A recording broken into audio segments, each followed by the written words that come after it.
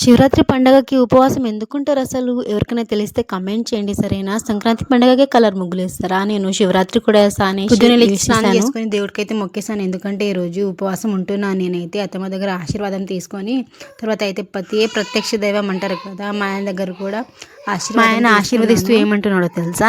నాతో గొడవ పడకుండా నువ్వు ప్రశాంతంగా ఉండి నన్ను ప్రశాంతంగా ఉంచు, అంతే చాలు అంటున్నాడు. చూడండి, అక్షింతలు తల మీద కాకుండా వీపు మీద వేస్తుంది. మా ఆయన కూడా మా అత్తమ్మ దగ్గర ఆశీర్వాదం తీసుకున్నాడు. టైం అయితే ఆఫ్టర్నూన్ అయిపోయింది. సో మా వాళ్ళు టీవీ చూస్తున్నారు, సాహో మూవీ పెట్టుకొని చూస్తున్నారు. చూడండి మా ఆయన ఎంత సీరియస్గా చూస్తున్నాడు. మా ఆయనకి ఆకలిస్తుంది అని చెప్తున్నాడు. ఆఫ్టర్నూన్ అయింది, మళ్ళీ ఆకలిస్తుందా అంటే సర్లే పూరీలు అయితే చేద్దాం, అదే భక్ష్యాలు చేద్దాం అనేసి కుకింగ్ అయితే స్టార్ట్ చేసేసాను.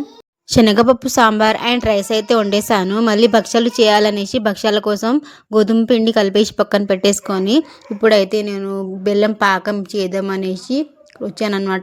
పాకం అయితే మా ఆయన చేస్తున్నాడు చూడండి. అది చాలాసేపు అయింది, అయినా అలా చేసి భక్ష్యాలు అయితే చేసేసాను. చూడండి లాస్ట్కి చిన్న చిన్నగా అయ్యాయి. చిన్న చిన్నగా ఎందుకు అయ్యాయి అంటే మా ఆయన మాట విని ఎక్కువ బెల్లం వేసేసాను. సో చాలా చిన్నగా అయ్యాయి. అవి చేయడానికి చాలా కష్టం వచ్చింది, ఎందుకంటే పాకం చాలా లిక్విడ్గా పూట తినకపోతే చూడండి నా ఫేస్ ఎలా వాడిపోయిందో.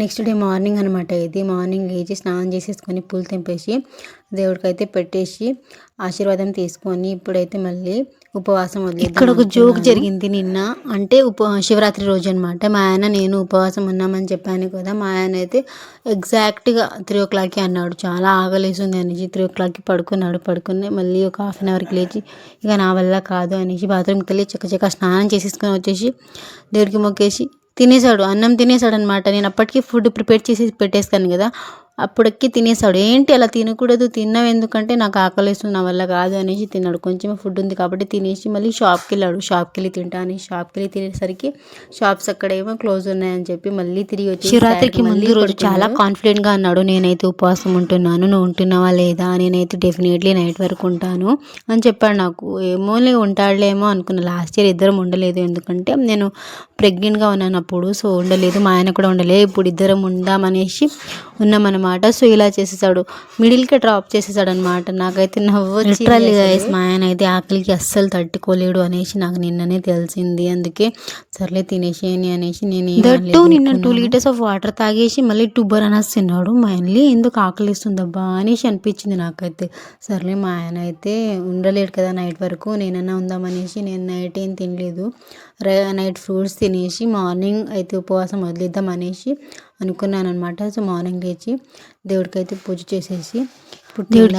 చేసేసి నైట్ పెట్టిన ప్రసాదం అనమాట. ప్రసాదం అయితే తీసుకున్నాను. ప్రసాదం అంటే అదే భక్ష్యాలు చేశాను కదా, భక్ష్యాలు కొబ్బరికాయ కొట్టాడు. నైట్ టెంపుల్కి వెళ్దామన్న మా ఆయన్ని టెంపుల్కి తీసుకెళ్తాడేమో అనేసి అనుకున్నాను. టెంపుల్కి తీసుకెళ్ళడం అంటే అది ఒక పెద్ద యుద్ధమే చేయాల్సి వస్తుంది మా ఆయనతో. అసలు తీసుకెళ్ళలేడు. నేను తినేసాను, నేను వెళ్ళాను, కావాలంటే నువ్వు వెళ్ళేసి రా అన్నాడు.